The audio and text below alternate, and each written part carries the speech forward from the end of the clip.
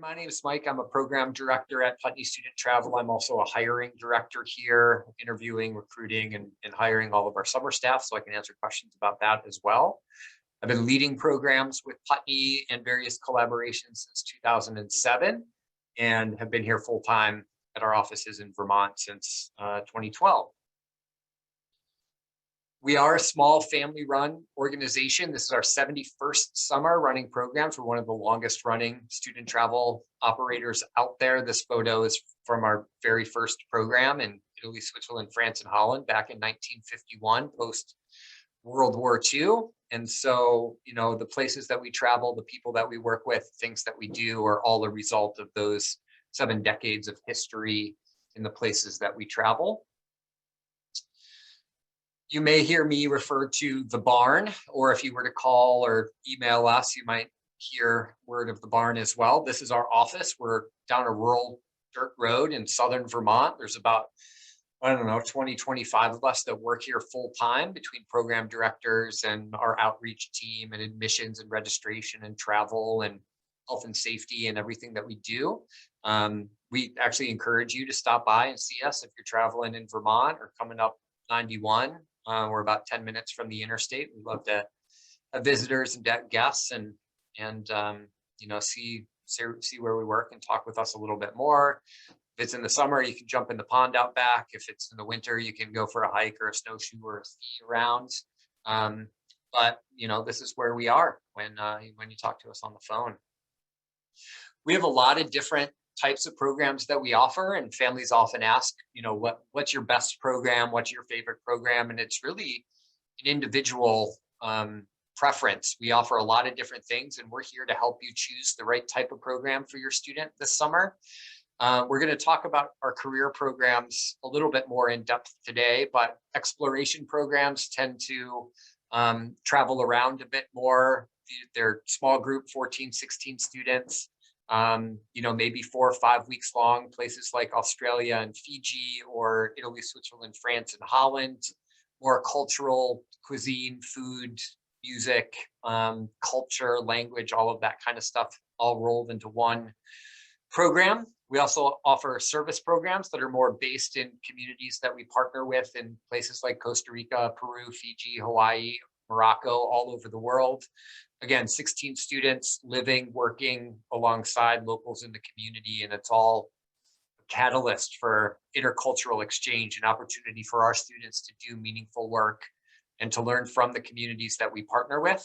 These are long-term partnerships. We're not just jumping into a village somewhere and showing up and saying, hey, we're here, but meaningful collaborations that we've established over the years.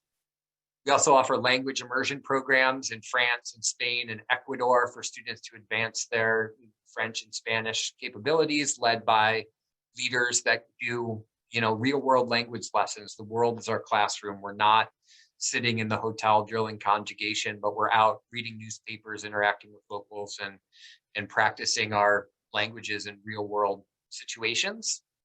And finally, we offer a branch of program that we call pre-college. These are for high school students, 9th through 12th grade, but more campus-based, larger student bodies, 30, 50, 70, 150 students based on a campus at Colby College, for example, in Maine, or in Barcelona, or in Paris or Siena in Italy. And students take seminars and explore their interest further on those programs. And we have different videos on our YouTube page that go more in depth into those. We have more webinars coming up, and you can always look at our website and give us a call, and we can talk about any of those more in depth. But to the point of today, our career programs tend to be small group, 16, 18, maybe 22 students with 2 or 3 group leaders, like-minded peers from all over the country that are coming together to focus on things that they're curious about and passionate about.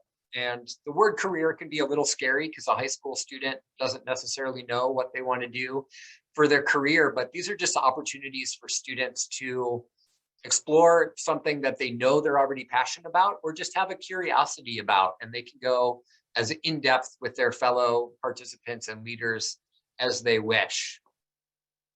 a brief overview, just to look at a little bit of everything that we offer in the career category. We'll talk a little bit more about Baja today as we get Tierney to join us. Focus on the business of sports in Barcelona, wildlife conservation, photography. Germany and Sweden, we talk about autonomous and electric vehicles. We visit Volvo and Volkswagen and, dive deeper into that theme. Of course, Iceland, Ecuador, Galápagos. Learn about farm to table and sustainable food in Italy while, taking cooking classes with the best chefs in the country, or focus on your writing, creative poetry in Ireland. No better place in the world to look at writing in that way. Big cat conservation in Namibia, photography, physics and science at CERN in Switzerland, public health delivery in Peru. So a really wide range of themes and destinations for students that just kind of are curious and want to dig a little bit deeper into those programs. One thing that sets those career programs apart from some of our other trips is that on top of the group leaders that we hire, I mentioned I was not one of the hiring directors, and we hire leaders that are with the students 24/7, meals, activities, excursions, health and safety, logistics, all of that is covered. But in addition, we bring in professionals in the field, our Putney student travel experts for, anywhere from 3 to 6 days of a program, to add their expertise, to talk about how they got to be an expert in that field, to have meals together, to do talks in the evenings, to just share their experience. It's a way that our students can get one-on-one time with a mentor and a role model and learn directly from professionals that work in those fields. A little bit about the Baja program specifically, because it's one that's near and dear to my heart and is one that Tierney has worked with us on for a couple of years and will be back with us again this summer. Putney and the programs that we offer are really a product of the people that work here full time. My background is in biology, marine science, and outdoor education. And I've spent a lot of time in Southern Baja, and there's no better place in the world for wildlife watching and ocean conservation than the Sea of Cortez. This is a photo from our student group off the southern coast of Cerralvo Island, the southernmost island in the Sea of Cortez. There's a sea lion rookery, and we have an opportunity to go learn about the megafauna, the sea lions that live there, and snorkel with them and see them firsthand up close. The place that we stay for the majority of the program is a small eco kind of lodge right on the water. We have access to boats all day, every day, and we're basically in and on the water, diving, snorkeling, kayaking, stand-up paddleboarding, surfing, monitoring the reef, doing all kinds of really interesting hands-on marine conservation work while we're there. And for 4 days of the program, Dr. Tierney Thys joins us to add her passion. And, I can go on a long time about, I've worked with Tierney personally on programs over the years in Belize and Bali and Monterey Bay, California. But I kind of want to turn things over to her to talk a little bit about her passion, her background, why she loves to spend part of her summer working with our students out of her busy schedule, and why that's important. So very happy and proud to introduce Tierney today. Thanks so much for joining us. Oh, thank you. Thank you, Mike. Yeah. And it's just, it's really an honor to work with Putney. I mean, you guys just do such a fantastic job. And I have seen this, these whole scale transformations in the students that come on these expeditions. They'll come, really, in some cases, very timid. They're introverted, they won't open up. And then by the end of our time together, everyone has become a family, and there's tears, and they're just wishing that their expedition could last all summer instead of just the 10 days or 3 weeks as it were. But yeah, I just have such a reverence for these types of programs. Often during the school year, kids are you're in your AP classes or you're in your classes and you can't separate out and do your own thing. And this, we're in the field, we're eating, breathing, we are immersed, especially in our marine conservation programs, we are immersed in the natural world, and we're seeing for ourselves the rebound of ecosystems after years of protection, and that we can heal the ocean. And in Baja, it's really a story of optimism. And I think I love going, I love this program, because often I think we are just assaulted with all the bad things that are happening to our environment, and all the one bad news story after another. And we can see when we get together, especially in Baja, places like Cabo Pumo, put in the right protection measures, the ocean can recover, and it can be a win-win for societies. So I love being able to share some of my eclectic background. I was a hardcore academic, got a PhD in biomechanics, studying fish swimming.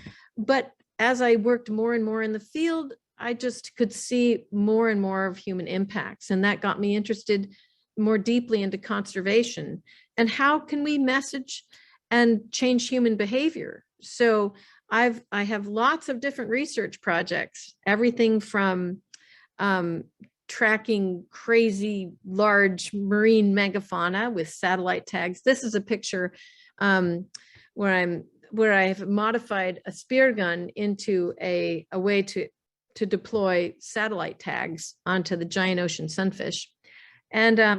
And also I've worked doing brain research with Stanford researchers, figuring out what brain activation patterns are going on when you decide to protect a species or like it on Instagram. I've also worked with putting nature into places where nature's not, with incarcerated populations.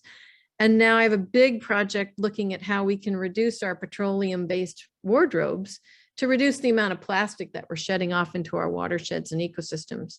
So my pathway has certainly not been linear. And I love to be able to share how, to keep yourself open to the opportunities that are available, and get a solid grounding in science, solid grounding in field work, and where that can take you, any number of places. And it's been so fun for me to follow the students that have come on programs with me, and I've written recommendations for them to go to college, graduate school.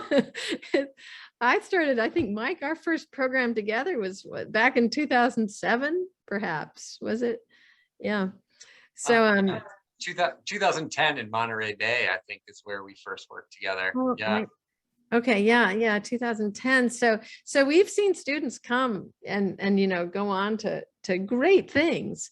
And certainly out of all the places that I've worked with Putney, Mike had mentioned Belize and Bali and Monterey. I just adore Baja. It is just, first I live in California. Although I spent half my life in Vermont, so I feel tied to Putney that way too. So it's just below California, and it's just teeming with life. You've got 700 different species of fish and invertebrates. You've got a third of the marine mammals of the world, including blue whales and fin whales. And you've got 5 of the 7 species of marine turtle, including the largest one, the leatherback sea turtle. And of course, my favorite animal, the ocean sunfish, which is the world's heaviest bony fish.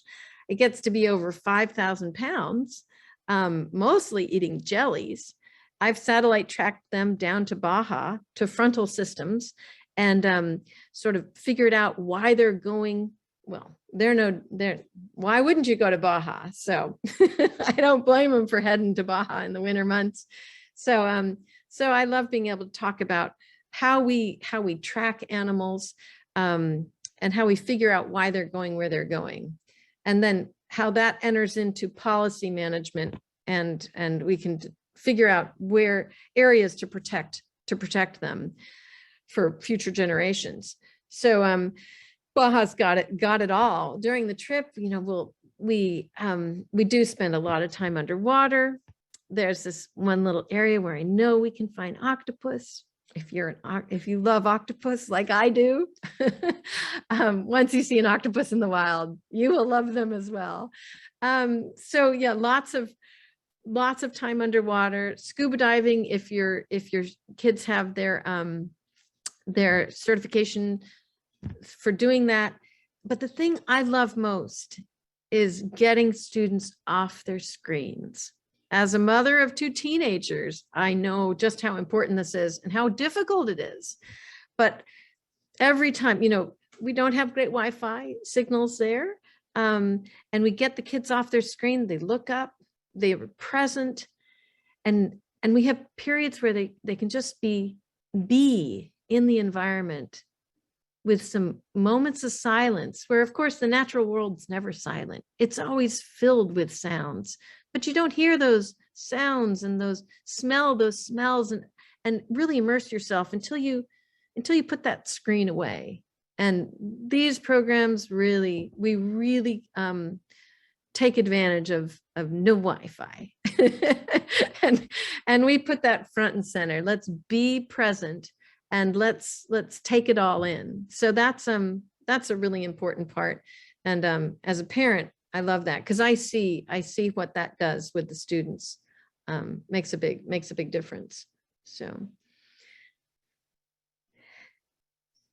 I guess I'll hand it back to you, Mike. Yeah, perfect. Thank you so much. And we'll have time for some Q&A at the end with Tierney as well. But all really great points. I mean, I worked in Southern California for a number of years out on Catalina Island, and a good friend out there is the one that started the little eco lodge where we stay in La Ventana. And that's our home base for the program. I actually got married there. I have very close ties to the place. And as Tierney said, there's no better place. Jacques Cousteau called the Sea of Cortez the aquarium of the world, right? And students that are certified, have their basic open water certification before joining us, are, have opportunities to do 4 or 5 dives on the program while we're there. With dive masters and guides. But students that aren't scuba certified are not missing out on anything on the program. We're together in the water snorkeling anyway. And we have opportunities to interact with locals in the community. We work with the local school. We have an opportunity to visit a cactus sanctuary and plant some native species. We can go on hikes. We do a weekend excursion to the Pacific side, a little remote spot called Punta Marquez, where we load up the food and the grills and the surfboards and go do a surf lesson on the Pacific coast for a couple of nights. And then in the evenings, we're together as a group. As Tierney said, we bond pretty tightly. Tierney will give, a talk or two in the evenings about mola mola and about plastics and everything that she's passionate about. We're able to work with a PhD researcher out of La Paz to learn about whale shark identification, and fingers crossed find some whale sharks in the Bay of La Paz while we're down there and get in the water with them. It's just an amazing time and itinerary. And as I said, Tierney will be joining us for the first departure of the program. Thor Morales is the expert for the second departure of Baja, who was with us last year as well, and students absolutely loved him. He's a biologist and a filmmaker, and is Mexican by heritage, and adds a lot to the cultural component of the program as well. So, give us a call. We can talk further. I'm happy to answer questions about this or any of our programs, and all my colleagues are available. This is the height of our enrollment season. Programs are filling fast. There's a lot of interest and demand to get back out into the world, especially after being, on Zoom for the last year or two for our students.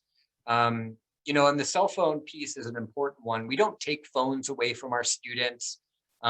We give them that level of freedom, but we do set expectations about, you're here to be in the moment with a group of students from all over the country, to make new friends, to meet new people and try new things. And yeah, let's check in with mom and dad and text friends at home in the evening before bed when it's appropriate. But we really like to build that sense of community. I've had students that met on a program and ended up rooming together, at college 3 years later. And we still hear from our students, as Tierney said, we're both still in touch with a lot of them. So the next step, if you're interested, give us a call, go on the website, look at any of the programs that we have to offer. If we can answer questions, please call or email and click apply now. And that'll ask you to fill out parent information, student information, the program, the date of the program that works for you. And then we take a deposit, $700 deposit to hold your spot. 200 of that is a non-refundable application fee. The other 500 goes towards the final balance of the tuition. And then we give you all kinds of information in what we call the digital locker: travel information, packing list, media and book recommendations to read and watch before you join the program, FAQs, bios of your leaders and the experts, all that kind of stuff. And again, we're available to answer any questions and help walk you through everything as it goes. That's a pretty quick overview of a lot of the things, one tiny portion of what we do overall. So I don't know if anybody has any questions. You can put them in the Q&A at the bottom of your screen. There should be a Q&A box. If you have any questions in there, you can pop them in. Don't see any yet. No, not yet. But Mike, maybe you can talk about air travel and how we do the transportation days. Yeah, that's a great question. So what we'll do is put at least one of our summer leaders, a staff member, on a flight from Los Angeles to Cabo and back.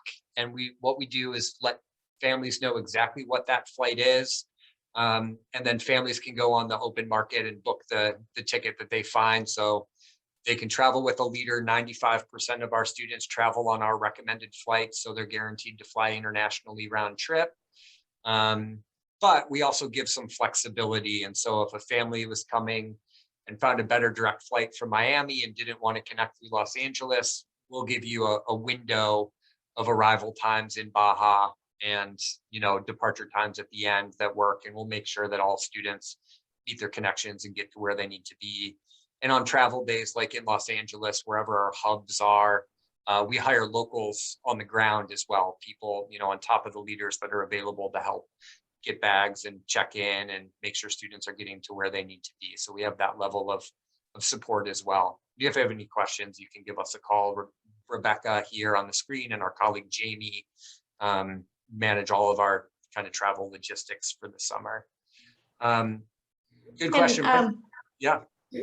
So a couple of questions. Mike, is there availability in the Baja program, and can you please confirm the dates? Mm-hmm. Yeah, of course. We do still have some availability, but it is filling fast. Last year, we ran 2 full groups of 24 students with 3 leaders, and that's looking to be what we're on pace for this year. So we're about half full, but getting more and more interest every day. So if you are interested, I would recommend holding a spot sooner than later. Yeah, the dates of the program, let me see, I should have them right here. We've got 2 departures. The first one runs from July 15th to July 26th.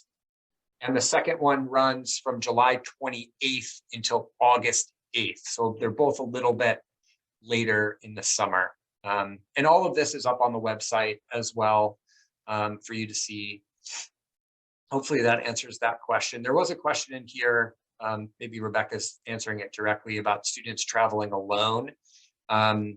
About 80% of our students, more than 80% of our students across the board, travel without knowing anybody else on the program ahead of time. And we actually prefer it that way. It's a way for students to make new friends, get out of their comfort zone, try new things. And the majority of our students are in the same boat, just putting themselves out there. And our leaders are really great at facilitating that kind of like awkward icebreaker time at the beginning and getting students to engage with each other and form those friendships. And we find in a very short period of time that students can form really, really, close, oftentimes lifelong bonds with people that they meet on these programs. Yeah. That's a really good question. Tierney, can you speak to the difference of a student who's coming into this and this is their first exposure to the subjects the students are diving in versus a student who's already had exposure through different programs or school to the subject matter? Yeah, well, I mean, no prerequisites required. I like to say that. So if someone has absolutely no marine biology background, but is really interested in it, they're going to get just as much out of it as someone who's maybe done an internship. And then, so we can tailor that. I mean, whoever's coming in and has an interest, we can go down the wormhole if someone wants to go down the wormhole. Or maybe I should say, if it's a polychaete, that's a more aquatic worm than and but if you don't need any experience. I mean, I think certainly being outside, being underwater is absolutely the best classroom. So no matter what, you are going to learn something new. Every time you put your feet in the ocean, every time you put your head underwater, you're going to find something that you haven't seen before. That's the beauty of working in the ocean. And that's what keeps me going back. And with Baja, I mean, you've just got the possibility of seeing so many amazing things. I mean, just last year, a new species of sunfish appeared in the Gulf of California, right near where the program was happening. I mean, my own study animal, doing these amazing things, showing up a new species. So, or like Mike was saying, possibly whale sharks, manta rays, turtles. So yeah, there's just no shortage of learning opportunities, regardless of what level you're at. Yeah, for any program, just, even the slightest curiosity of passion, we're going to foster that. And one of my favorite stories that stuck with me over the years is a student that we had in Belize back in like 2013, I think. And she, gung-ho, I'm going to be a marine biologist. This is what I want to do for my life. I'm pretty sure I want to do field research. And we're out on the boat chopping bait one day to do underwater kind of camera trap to see what kind of animals come into our GoPro. And she's there, chopping frozen sardines to put in the thing. And she was like, maybe this isn't the aspect of what I want to do is, field research, getting my hands dirty. And maybe I want to go more into lab work or academia. So I always felt like, it's just important to have those experiences to also guide what you might not want to do, down the road. And so just exposing students to as many different opportunities. We ask our students to take ownership over their experience. We're not there just to say, do this at 9 a.m., do this at 10 a.m. and prescribe the whole thing. We leave room for our students to say, hey, this is why I'm here. This is what I'm excited about and interested in. And our leaders and our experts are able to, within the bounds of the program, tailor it to the students that are there and their interests. And that way, students feel like they have an ownership over their experience and what they're doing and what they're getting out of it at the end. And, we've been running programs in Baja for a number of years now, and no 2 years are exactly the same because we have different students with interests and different leaders with different backgrounds, and it just keeps it organic. And all of our programs are that way. We want our students to take responsibility and have a say in the experience that they have with us in the summer. That's it just makes such a difference that Putney is flexible enough that you can really work with the group and it's not just set in stone what we do. We're open to opportunities too. Yep. So Mike, your story reminded me of another student who came on a trip to Bali specifically because she was terrified of the ocean. And she was a terrible swimmer, and she was petrified of it, and she wanted some help to get over that fear and to feel like the ocean was a place that she could go and participate and get in. And this was a 2-week program, and the first days she was like, I can't do it. I just can't do it. And by the end, we couldn't get her out of the ocean. We just couldn't. And she was just it was such a transformation. And I'll just reiterate, we really do see a whole scale transformation in a lot of students who come on. It's just the best environment to really bring out the best in the students. Yeah. Absolutely. And I think it speaks volumes to the group dynamic that our leaders are able to curate, and how close a group can get for a student to be terrified of the ocean, but knowing that they have like a support system of 16 new friends and leaders that are there to provide that safety net so that they are comfortable trying new things and putting themselves out there. It's really incredible. I mean, I've had my own experiences when I was in high school. I could talk for days about the work that we do. And we're talking a lot about Baja, obviously, because it's close to both Tierney and I, but this goes for all of our programs, whether it's service, whether it's language immersion. All of these are a catalyst for cultural exchange, to seeing the world in a different way, getting out from your like bubble of high school and parents and coaches and friends, and to explore something new. And we're here to facilitate all of that for you. Yeah. And these programs, I mean, after these experiences, they do set students apart. It's really difficult to get into colleges. Yeah. But when you have this kind of experience, this kind of life experience, that's getting you front and center with researchers, with people who are enacting policy changes, they're on the glaciers, taking the core samples, that experience can ignite something that is unique and sets students apart, so that they can write about that in their essays for college. Yeah. And a lot of our students do. Yeah. What was I just going to mention about our enrollment? Oh, I totally lost it. Anyway, yeah, I mean, again, we can talk a long time about these programs, but we love to, in a digital age where everyone is emailing or chatting or whatever, we love to talk to our families and form relationships with you directly, and make sure that the program is right, and all of those things. So we do encourage you to call. We're here 9 to 5, Monday through Friday, and available all summer long while the programs are in the field. We're here 24/7 from the minute our first trips go out until the last student gets home. So yeah, it's all very exciting. We again talk forever, but this has all been recorded. We'll share it out to you, and even if registrants weren't able to make it today, we'll share it with you. And we're here to answer questions and find the right program for the summer. Tierney, thanks so much for joining us. We're so thrilled to have you with us again this summer. And yeah, if there's no other questions, which I don't see any. Looks like that's it. That's it. Thank you so much for joining us. All right. Thank you, everyone. Bye. Bye-bye.